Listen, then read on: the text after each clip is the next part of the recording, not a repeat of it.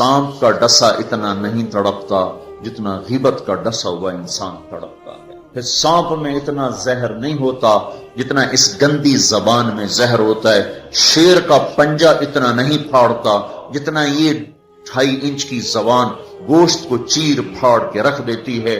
Petrol और gas की आग से वो आग नहीं भड़कती जो इस छोटी सी जबान से आग भड़कती है। शहरों के शहर जल रहे हैं और उसके पीछे बात क्या है? गीबत, गीबत, गंदा बोल, गंदा बोल। हाँ, अगर घरों को जन्नत बनाना है गीबत छोड़ दो। धुन रे धुनिए अपनी धुन, पराई धुनी का पाप न पुन, तेरी रोई में 4 बिनोले, सबसे पहले उनको चुन। क्या मतलब? औरों की बुराइयां ना देखो, अपनी बुराइयां देखते रहो, देखते रहो। अपनी कमियां देखोगे तो अल्लाह ताला मरने से पहले तौबा नसीब फरमा देगा और सारी दुनिया तुम्हें अच्छी नजर आएगी। अगर अपनी अच्छाइयां देखोगे और औरों की बुराइयां देखोगे तो अल्लाह तौबा का दरवाजा बंद कर देगा। सारा जहान आपको बुरा नजर आएगा, अपनी जात आपको बड़ी अच्छी नजर आएगी और बड़ी काबिल तारीफ नजर आएगी। और इसके साथ फिर तकब्बुर पैदा होता है और तकब्बुर में मरने वाला जन्नत की हवा भी नहीं सूंघ सकता। पहले उजब आता। उजब क्या है? मैं बड़ा अच्छा हूं, मैं बड़ा अच्छा हूं, ये उजब है। मैं बड़ा अच्छा हूं सिर्फ इस हद तक, मैं बहुत अच्छी हूं, मैं तो बहुत अच्छी हूं, मैं तो बहुत अच्छा हूं, ये उजब। जब उजब को लगाम नहीं देगा तो अगला दर्जा आएगा, अगला दर्जा। उजब और तकब्बुर की हद साथ साथ मिली हुई है। इसलिए बॉर्डर पर पुलिस खड़ी थी, बॉर्डर पर फौजें खड़ी होती, भाई आपस में बॉर्डर मिल न जाए तो उजब और तकब्बुर का बॉर्डर मिला हुआ है। तकब्बुर क्या है? मैं बड़ा अच्छा, वो बहुत गंदा। मैं बड़ी अच्छी, वो बहुत गंदी। अपनी अच्छाई के साथ जब अगले की नफरत पैदा हो जाए, अगले की हकारत पैदा हो जाए, उसका छोटा होना दिल में उतर जाए तो फिर ये तकब्बुर है, तकब्बुर। और तकब्बुर अज़ाज़ील खार कर्द।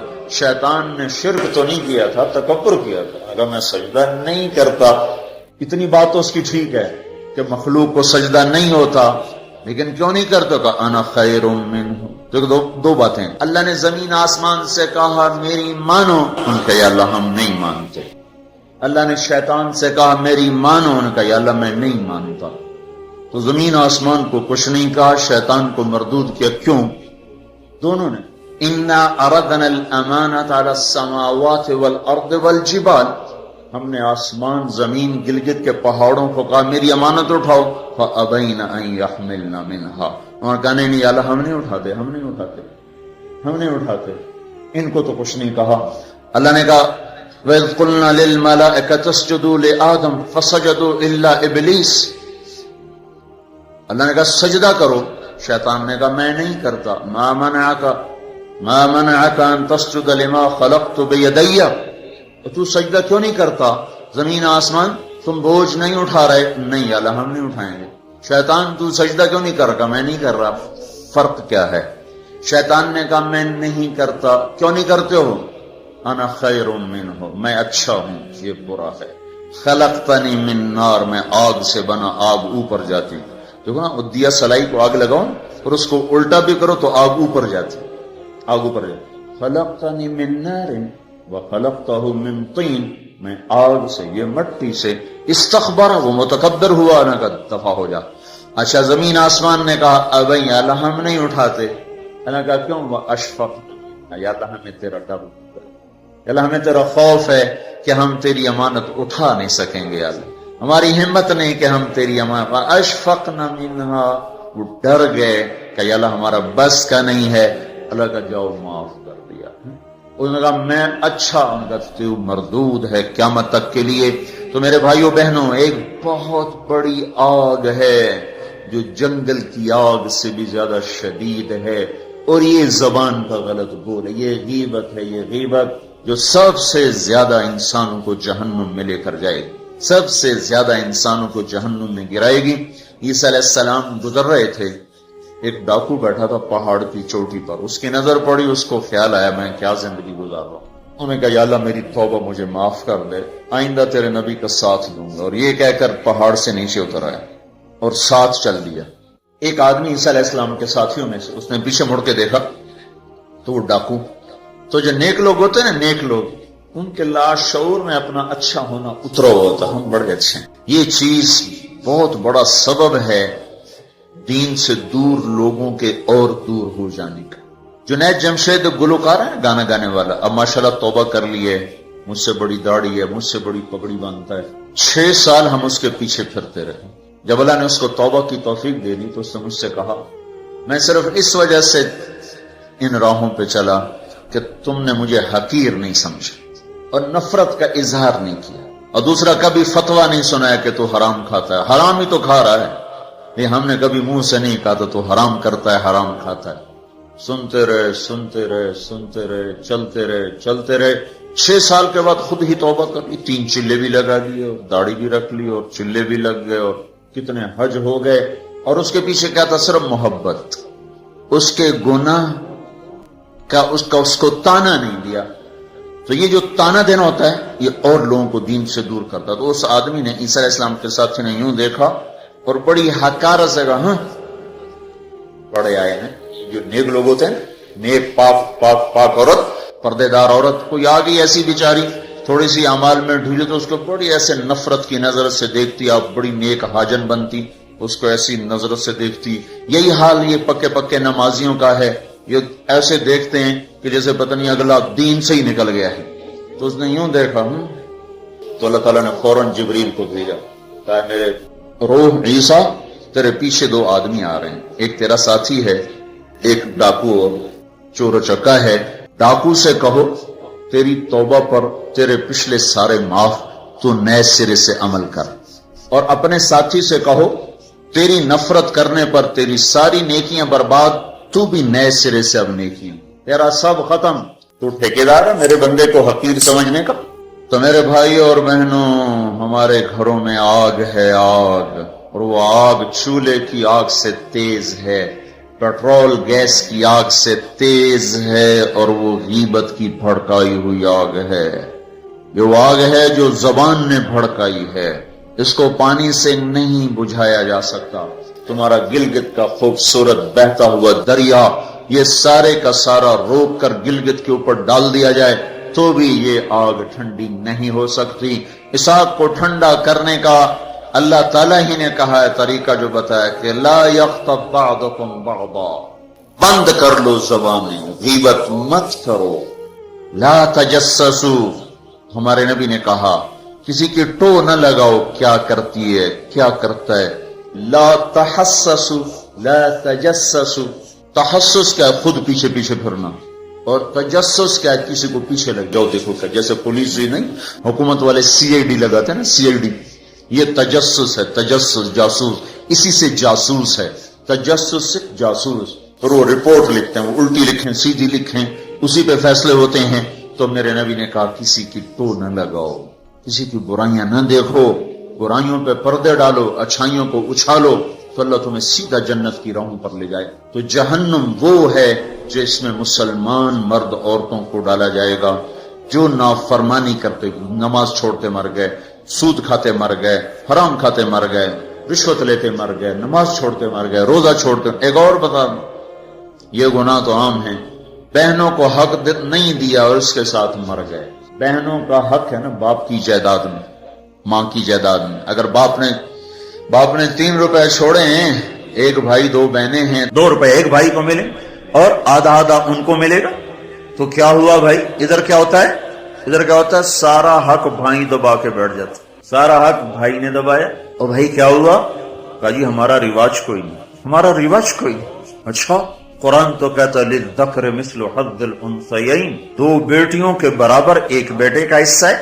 1 روپیہ بیٹی کو ملا، 2 روپے بیٹے کو ملے، 8 آنے بیٹی کو ملے، 1 روپیہ بیٹے کو ملے گا.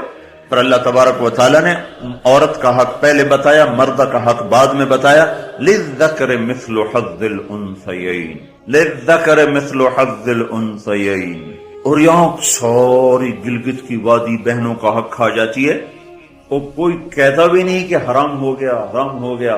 تو رشوت کھائے تو کہتے رشوت کھاتا ہے، کوئی سود کھائے کہتے بڑا مجرم ہے سود کھاتا ہے، کوئی ڈاکہ ڈالے تو کہتے بڑا ظالم ہے ڈاکے مارتا ہے.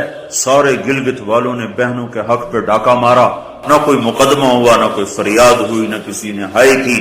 اور کسی بہن نے کچھ مانگ بھی لیا تو الٹا اسے پہ چڑھائی ہو گئی. بہنوں کا حق کھاتا ہوا مر گیا، جنت کی ہوا بھی نہیں لگی.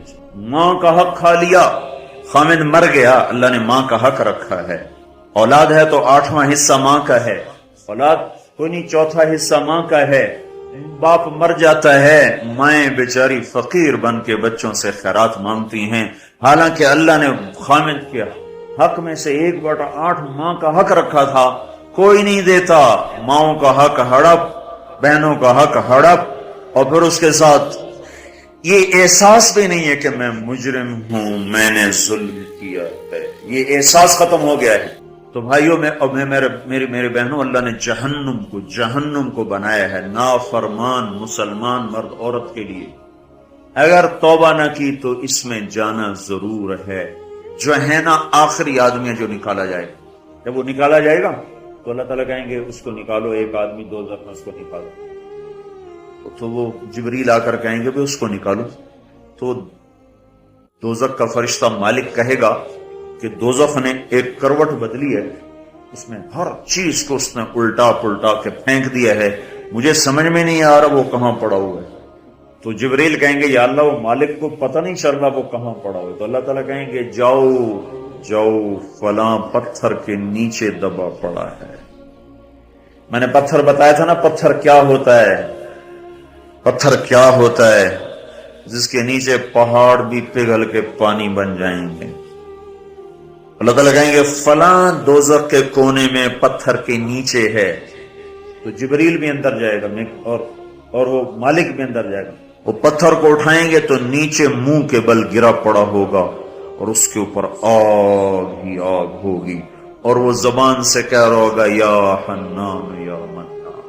ایک دفعہ جبریل ہے کہ یا رسول اللہ آپ کو دوزخ کے سنوں کا سنیں کہ جہیم میں حاویہ میں منافق ہیں، جہیم میں مشرک ہیں، سقر میں صابی ہیں مجوس ہیں، اور سعیر میں مجوس ہیں، لظہ میں یہود ہیں، حطمہ میں عیسائی ہیں.